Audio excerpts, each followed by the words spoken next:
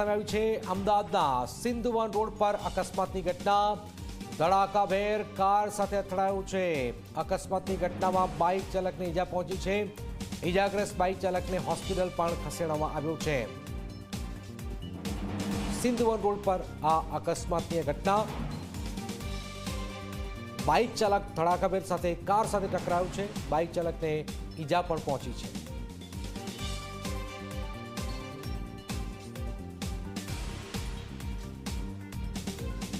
બે ભાઈબંધો આટો મારવા નીકળ્યા હતા અને આ સિંધુભવન હોલ છે એની સામે અકસ્માત થયો। મારી ગાડી પાછળ જ હતી, જે ગાડી જોડે ઠોકાઈ અને બે બાઇકવાળા ફૂલ પીધેલા હતા અને ઠોકી જતા રહ્યા। બિચારા બે જણને બહુ વાગ્યું છે અને બેનનો કોઈ વાંક હતો નહીં, જે ગાડી ચલાવતા હતા કાળા કલરની, એમનો કોઈ વાંક હતો નહીં, મારી ગાડી પાછળ જ હતી।